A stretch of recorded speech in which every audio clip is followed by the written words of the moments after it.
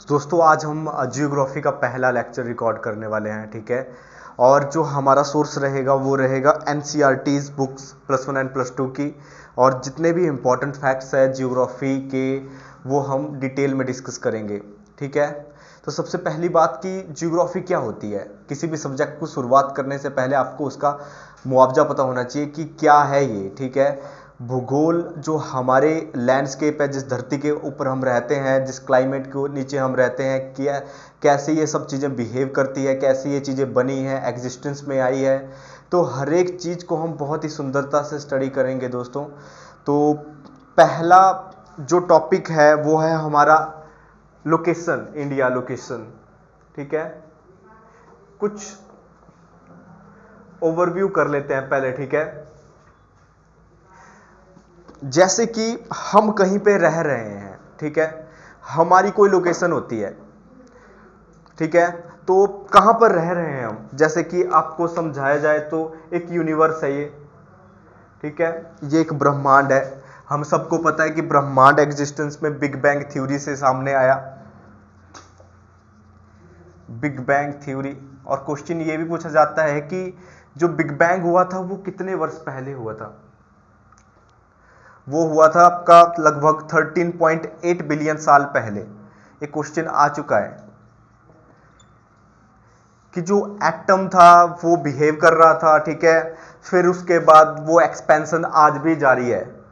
और उसके बाद ये कितना हो चुका है now days present, 95 billion light years तक इसकी लंबाई पहुंच चुकी है। तो ये क्वेश्चन में भी अब खुद में ये कि जो ब्रह्मांड का साइज है वो कितना है, 95 बिलियन लाइट ईयर्स। और लाइट ईयर खुद में क्या होता है, जो भी प्रकाश है वो एक वर्ष में कितनी दूरी तय करता है, तो उसको कहते हैं हम लाइट ईयर, ठीक है। और यूनिट है ये डिस्टेंस का। और एक लाइट ईयर की अगर हम बात करें तो लगभग 9.46 इंटू 10⁻11 किलोमीटर तक होता है। जितना भी मैं डाटा शेयर कर रहा हूं ये बहुत जरूरी है।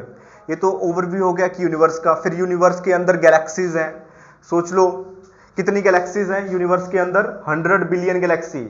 अलाइड में आया हुआ क्वेश्चन है ये भी कि हमारे ब्रह्मांड में कितनी गैलेक्सीज हैं, 100 बिलियन गैलेक्सी। और उस एक गैलेक्सी से दोस्तों, उस मिल्की वे गैलेक्सी हमारा नाम, हम रहते हैं, मतलब जैसे वो हमारा घर है, हमारे नेबरर्स हैं। तो इस विशाल काय ब्रह्मांड में जहां पर इतनी सारी गैलेक्सीज हैं वहां पर हमारा बसेरा मिल्की वे में है। और हर एक गैलेक्सी में दोस्तों 100 बिलियन स्टार्स होते हैं, इससे ज्यादा भी हो सकते हैं, कई सोलर सिस्टम हो सकते हैं।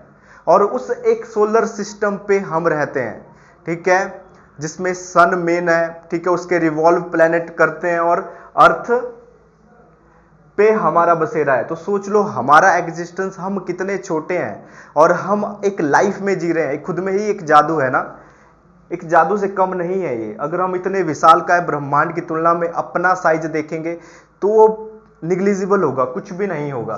तो उस अर्थ के अंदर कितने भी लैंड फॉर्म्स हैं, कैसे उसकी शेप है, तो हर एक चीज डिटेल में हम स्टडी करने वाले हैं अपने इस जियोग्राफी की सीरीज में, ठीक है।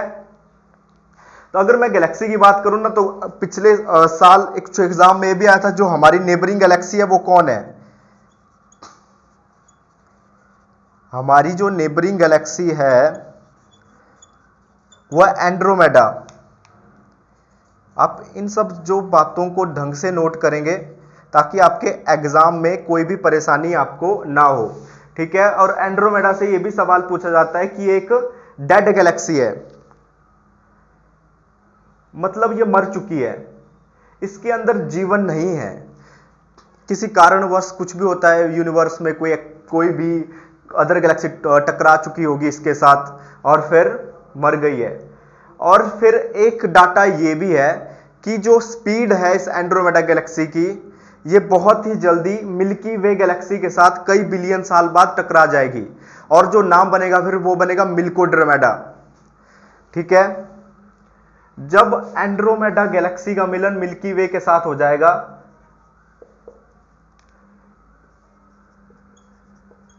तो हमारा जो जीवन है इस दुनिया में वो भी खत्म हो जाएगा। एक नए कल की शुरुआत, जो भी खुदा संरचना करेगा वो कहीं ना कहीं जीवन चलता रहेगा। ठीक है, तो अब हम बात करते हैं, फिर देखो अर्थ के अंदर आ गए हम। अर्थ में आपको क्या क्या मिलता है? एक दुनिया है, ठीक है, जिसका मैक्सिमम 75% तक का हिस्सा पानी के अंदर है। उसमें थोड़ा सा लैंड आपके पास बचता है। और फिर मैक्सिमम जो लाइफ मिलेगी आपको, वो कहां पे मिलती है? वो मिलती है मरीन लाइफ में। अगर ऐसा कोई भी क्वेश्चन आए कि जो मैक्सिमम जो लाइफ जी रहे हैं हम, मैक्सिमम जो लाइफ है और जो जीव हैं वो समंदर में है। समंदर के जीव जमीन के मुकाबले इतने ज्यादा हैं कि आप तुलना भी नहीं कर सकते हो। इतने ज्यादा स्पीसीज तो हमने आज तक ढूंढी ही नहीं है। तो खुद में ही क्वेश्चन है, तो आपको पता होना चाहिए जो मरीन लाइफ है वो सबसे ज्यादा है। ठीक है, अगर ऐसा क्वेश्चन पूछे कि लैंड फॉर्म में सबसे ज्यादा लाइफ किस फॉर्म में है? लैंड फॉर्म में सबसे ज्यादा जो जीव है वो इंसेक्ट्स हैं। ये भी क्वेश्चन आ चुका है कि जो लैंड फॉर्म में सबसे ज्यादा जो लाइफ है वो इंसेक्ट्स के रूप में, बहुत ही अनलिमिटेड नंबर है इनका। ह्यूमन का तो 8 बिलियन प्रेजेंट डेट के पहुंच रहा है, लेकिन इंसेक्ट्स का अनकाउंटेबल है। ठीक है, तो जितने भी लैंड है 1/4 उसमें आपको पता है कॉन्टिनेंट्स में डिवाइडेड है। आपको एशिया कॉन्टिनेंट मिलेगा, ठीक है, एशिया कॉन्टिनेंट, अफ्रीका कॉन्टिनेंट, आपके पास अफ्रीका है, आपके पास यूरोप है, आपके पास साउथ अमेरिका है, नॉर्थ अमेरिका है और अंटार्कटिका है और ऑस्ट्रेलिया। इसको ओशियानिया भी कहते हैं ना, ओशियानिया कॉन्टिनेंट में भी आता है, या तो ऑस्ट्रेलिया या तो ओशियानिया।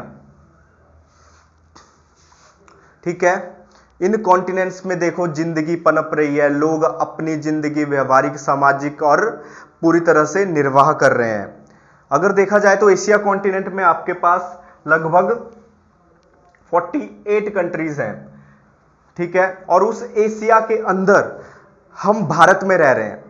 ठीक है, और उस एशिया के अंदर हम अपने प्यारे भारत में रह रहे हैं। और जो भारत की लोकेशन है वो कहां पे है? South east Asia.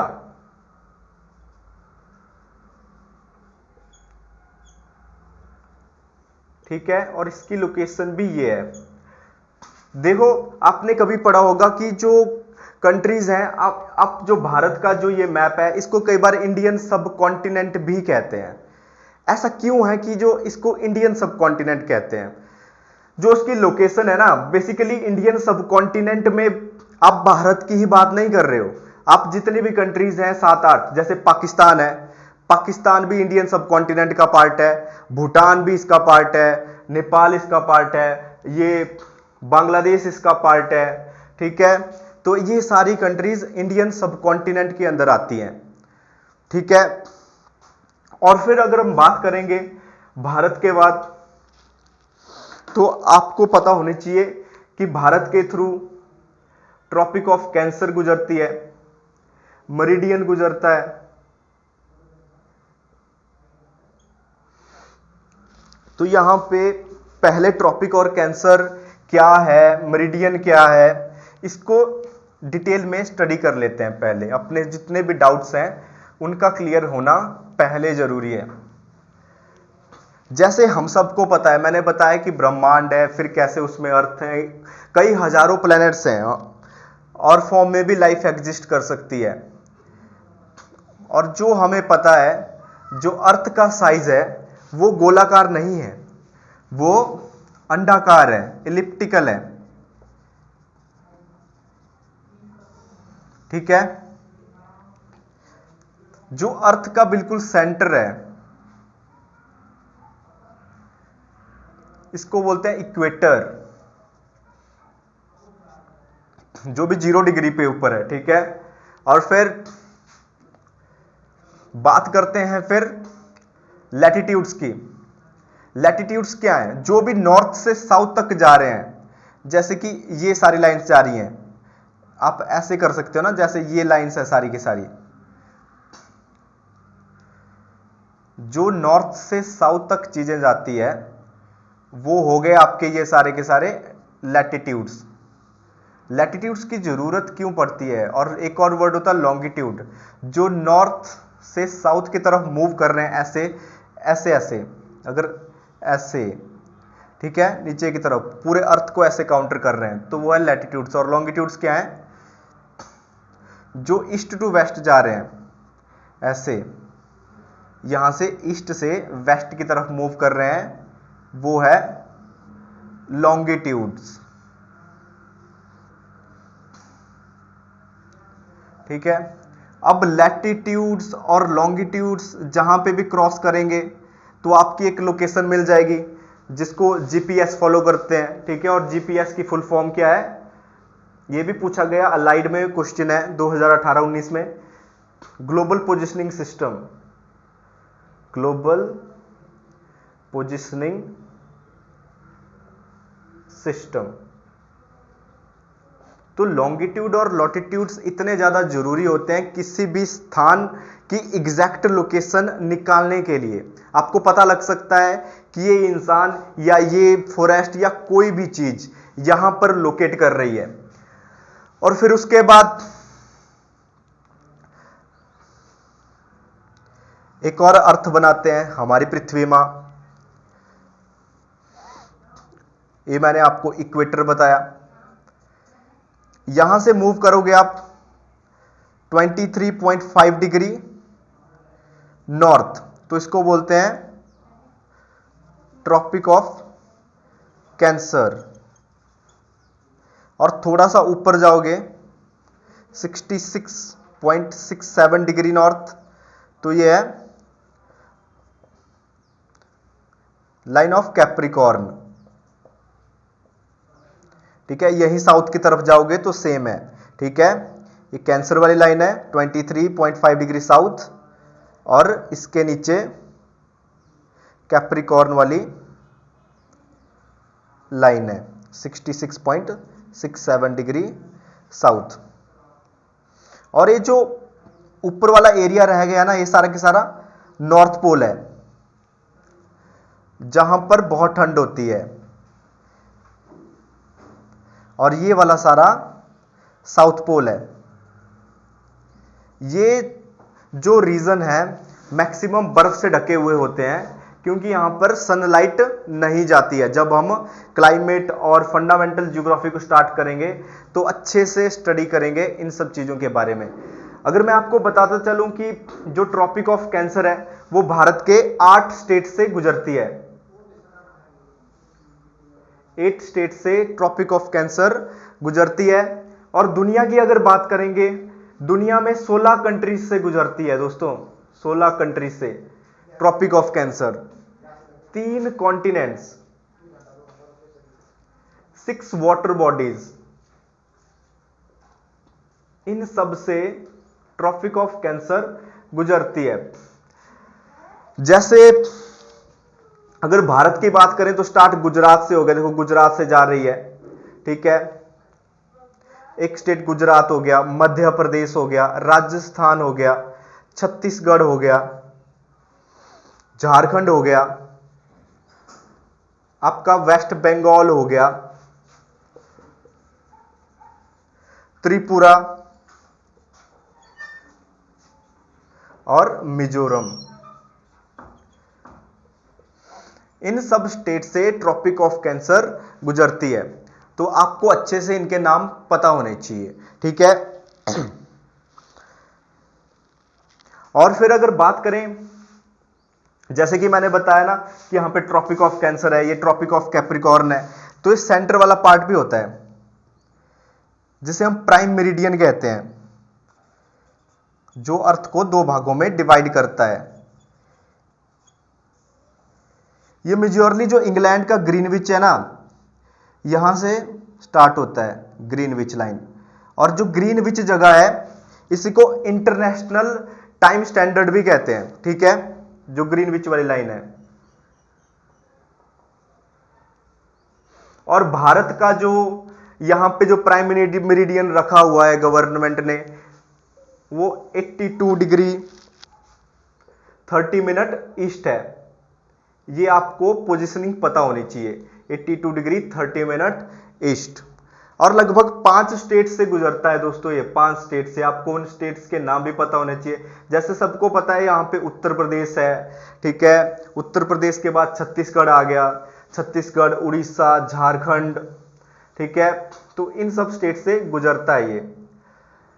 और फिर प्राइम मेरिडियन की जरूरत क्यों होती है, ठीक है, ये है जैसे मैंने बताया टाइम को चेक करने के लिए कि यहां से टाइम का पता लगना चाहिए। जैसे कि इंटरनेशनल जो प्राइम मेरिडियन लाइन है वो लगभग 8 कंट्री से गुजरती है, ठीक है, लगभग 8 कंट्री से इंटरनेशनल जो प्राइम मेरिडियन लाइन है वो गुजरती है।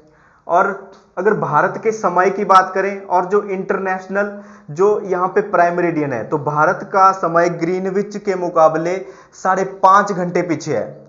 तो ये क्वेश्चन भी पूछा गया ना कि कितने घंटे पीछे है, 5 आवर 30 मिनट, ठीक है।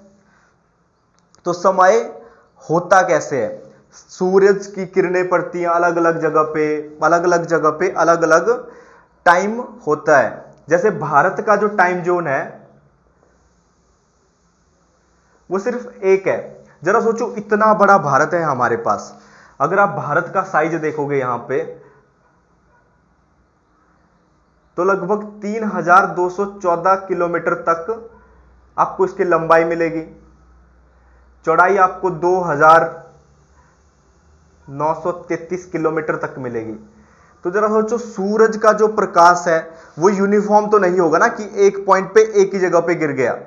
कभी अगर यहां से आ रहा है तो यहां पर शुरू हुए ईस्ट की तरफ आ रहा है ना, ईस्ट से सूरज का उद्गम होता है, तो यहां पे रोशनी पहले आएगी और फिर जाते जाते यहां पे थोड़ा देर बाद आएगी ना। तो फिर सेलेक्ट हम इस टाइम जोन को कर रहे हैं। तो फंडा क्या है, जैसे नॉर्थ ईस्टर्न स्टेट्स हैं, 7 सिस्टर स्टेट्स हैं, ठीक है, यहां का जो टाइम है हमारे टाइम के मुकाबले 2 घंटे का फर्क है, ठीक है। तो मसला ये भी है कि भारत के पास 2 टाइम जोन होने चाहिए ताकि अपने अपने एग्जैक्ट टाइम के हिसाब से कार्य कर सकें। जैसे कि यूएसए के टाइम जोन्स कितने हैं, 7 टाइम जोन है। पूछा गया क्वेश्चन है कि यूएसए में कितने टाइम जोन है, 7 टाइम जोन है। और सबसे ज्यादा टाइम जोन किस कंट्री के पास है, अगर हम फ्रांस की बात करेंगे तो फ्रांस के पास दोस्तों 11 टाइम जोन है। अब आप सोचोगे कि फ्रांस तो इतनी छोटी सी कंट्री है, फिर 11 टाइम जोन कैसे होंगे, क्योंकि इनकी जो टेरिटरीज है ना पूरे वर्ल्ड में फैली हुई है, तो उनको भी काउंट करेंगे, इनके आइलैंड्स आपको हर जगह पे मिलेंगे, तो वो भी फ्रेंच टेरिटरी के अंदर आते हैं, तभी इनके पास इतने टाइम जोन है, ठीक है। तो ये तो होगी हमारे भारत की बात। अगर आप देखोगे नॉर्थन मोस्ट पॉइंट, अगर इसकी बात करोगे तो इंदिरा कॉल है। ये क्वेश्चन भी आ गया कि नॉर्थन मोस्ट पॉइंट भारत का कौन है, इंदिरा कॉल। और यहां पर अगर भारत की पूछेंगे ना सदर्न मोस्ट पॉइंट, 2 तरह के क्वेश्चन होते हैं कि सदर्न मोस्ट पॉइंट जो है भारत के अंदर है, इस वाले साइड में जो रामेश्वर आइलैंड आपके पास आगे जाएगा, तो वो है यहां पे साउथ सदर्न मोस्ट कन्याकुमारी। अगर ऐसा पूछा जाए कि southern most point in Indian last state, अगर ऐसा सीधा पूछा गया कि सदर्न मोस्ट पॉइंट कहां पे है, तो निकोबार आइलैंड पे है इंदिरा पॉइंट, ठीक है, यहां जैसे है बिल्कुल सदर्न पॉइंट जो भारत की टेरिटरी है। तो आपको ये नाम पता होने चाहिए, इंदिरा पॉइंट, ठीक है। अगर ईस्टर्न मोस्ट पॉइंट की बात करेंगे, अगर ईस्टर्न मोस्ट पॉइंट की बात करेंगे तो वह गुहर मोटी कच्छ आइलैंड पे, गुहर मोटी कच्छ, ठीक है, ये कच्छ प्लेटू है, ठीक है, पेनिनसुला, सॉरी पेनिनसुला की मैं बता देता हूं आपको कि पेनिनसुला क्या होता है। इसको थोड़ा सा इरेज कर लेते हैं।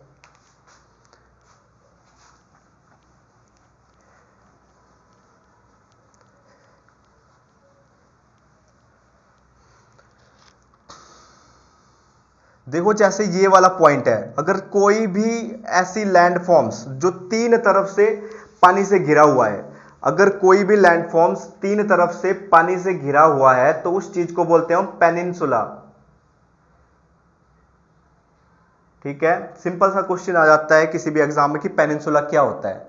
दूसरा क्वेश्चन ये भी आता है कि आर्कीपेलिगो क्या होता है। जैसे बार बार आपने अगर जियोग्राफी की बुक पढ़ी हुई तो आपका सामना इस वर्ड के साथ पक्का हुआ होगा कि आर्कीपेलिगो क्या होता है।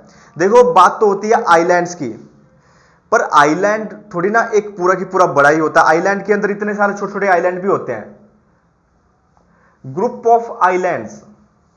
आइलैंड के अंदर बहुत सारे छोटे छोटे छोटे छोटे आइलैंड्स हैं, तो उस चीज को बोलते हैं आर्कीपेलिगोज। तो जो जो हमारे अंडमान निकोबार, ठीक है, लक्षद्वीप, ये सारे के सारे आर्कीपेलिगोज हैं। ठीक है, तो कंफ्यूज मत होना कभी भी जब कभी ऐसे वर्ड आपके सामने आए। तो हम कहां पर थे कि जो ईस्टर्न मोस्ट पॉइंट है गुहार मोटी,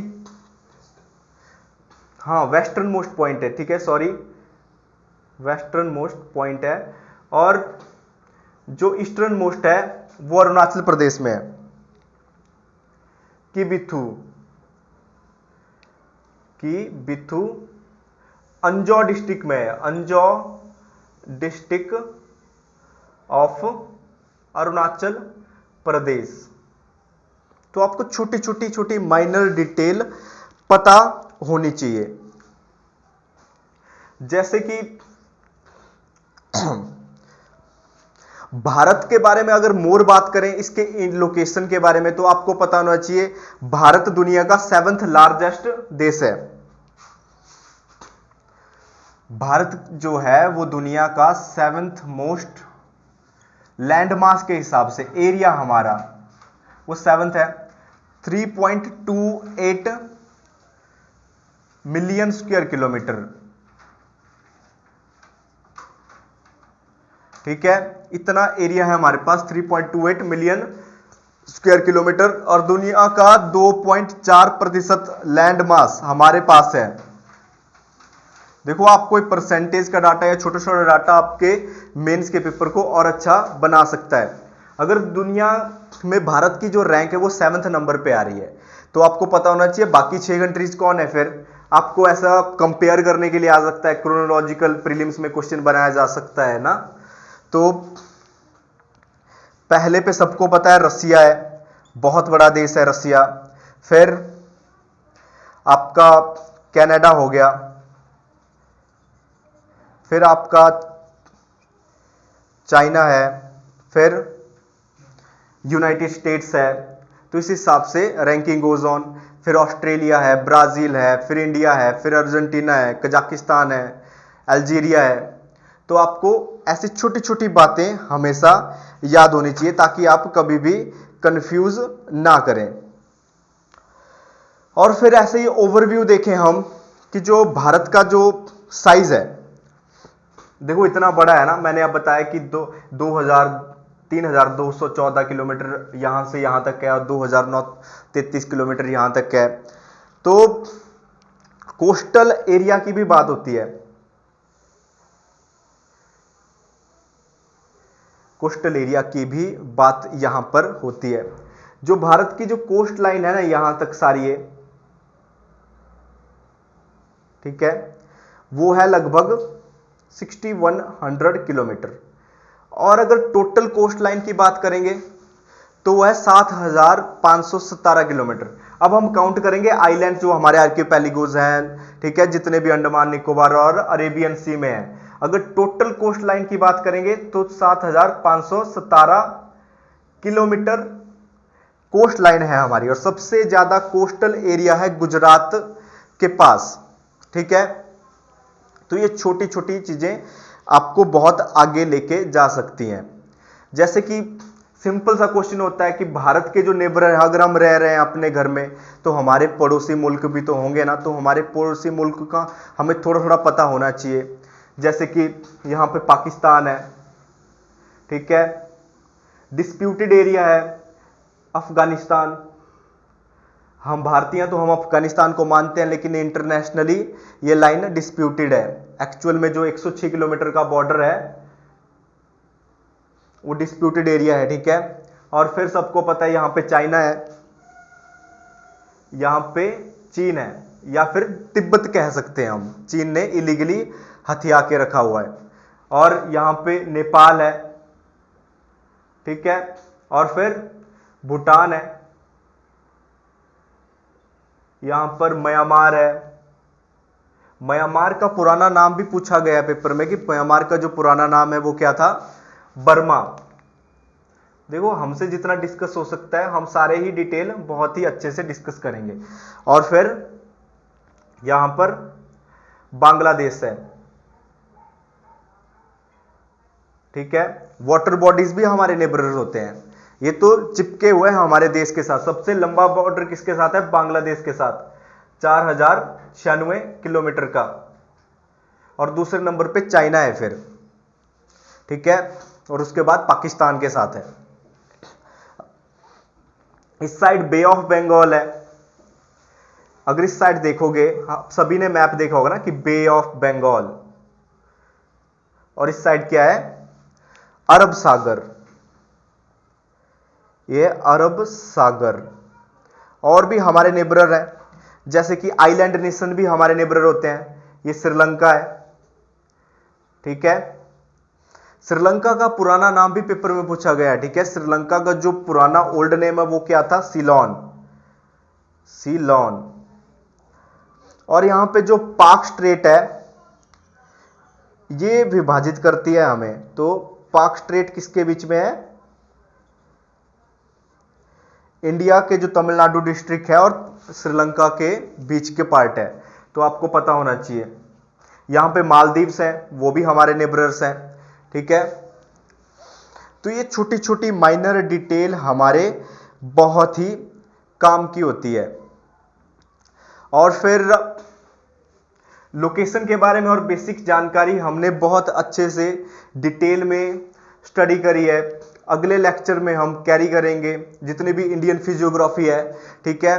फिजियोग्राफिक डिविजन्स किस किस हमारे माउंटेन्स हैं, प्लेन्स है, रेगिस्तान है, मरुस्थली रीजन्स है, डेक्कन पेनिनसुला है, वो हर एक जानकारी बहुत अच्छे से करेंगे पेपर के लिए। तो आजकल के लिए इतना ही। Thank you very much.